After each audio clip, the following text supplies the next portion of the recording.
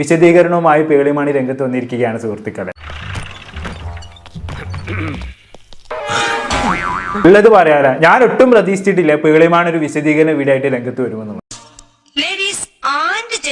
Welcome to Pearle Maaney's YouTube channel. Few days ago ഞാനൊരു post ഇട്ടിരുന്നു. ഇതിട്ടത് മാത്രമേ എനിക്ക് ഓർമ്മയുള്ളൂ.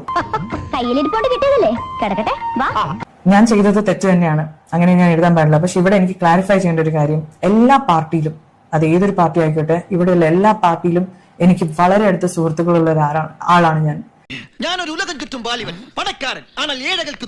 എനിക്ക് എല്ലാ പാർട്ടിയും എനിക്ക് വേണ്ടപ്പെട്ടതാണ്, എല്ലാ പാർട്ടിയും എനിക്ക് ഇഷ്ടമാണ്. ബിക്കോസ് അതിലെല്ലാം എനിക്ക് വേണ്ടപ്പെട്ട ആൾക്കാരുണ്ട്.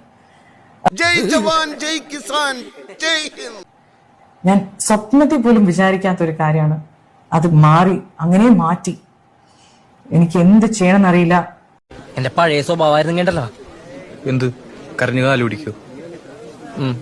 അത് ന്യൂസ് ചാനൽസ് അത് ഇങ്ങനെ എടുത്ത് എഴുതാണ്, അത് ക്ലാരിഫൈ ചെയ്യേണ്ടത്. ഈശ്വര, ഇതൊക്കെ എന്റെ തലയിലാവൂലോ? അതെങ്ങനെ നിന്റെ തലയിലാവണം? പിന്നെ നീ കയറിയേക്കോ? അതിന്റെ ഒരു കുറവ് മാത്രമേ ഉള്ളൂ.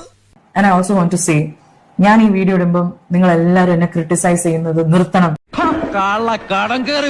എന്ന് ഞാൻ ഉദ്ദേശിക്കുന്നില്ല. You should criticise. നീ എവിടെയെങ്കിലും ഉറച്ചു നിൽക്കടാ നായിന്റെ മോനെ. അതൊക്കെ ശരി തന്നെ, പക്ഷെ ക്രിട്ടിസൈസ് ചെയ്യുന്നവരെ ബ്ലോക്ക് ചെയ്യാതിരുന്നാൽ മതി, അത്ര എനിക്ക് പറയാനുള്ളൂ. അല്ല, മുമ്പ് നിങ്ങൾ അങ്ങനെ ആയിരുന്നല്ലോ ചെയ്തിരുന്നത്. നിങ്ങളെ പോസ്റ്റിന് താഴെ കമന്റ് ഇടുന്നവരെയും നിങ്ങളെ ക്രിട്ടിസൈസ് ചെയ്യുന്നവരെയും നിങ്ങൾ ബ്ലോക്ക് ചെയ്ത് വിടുകയായിരുന്നല്ലോ മുമ്പ് ചെയ്തുകൊണ്ടിരുന്നത്. ചെറിയ വട കൊടുത്ത് വലിയ വട വാങ്ങിച്ചു. ആ പരിപാടി ഇനിയും ആവർത്തിക്കാതിരുന്നാൽ മാത്രം മതി. ഇനിയിപ്പോ ഞാനിത് പറഞ്ഞതിന്റെ പേരിൽ എന്നെ ബ്ലോക്ക് ചെയ്യുമോ എന്തോ ആർക്കറിയാമല്ലേ. I love you all and be kind to everyone else also. Social media is a beautiful place if we all can be compassionate to each other. എന്ന് വെച്ചാൽ എനിക്കും വലിയ പിടിയില്ല.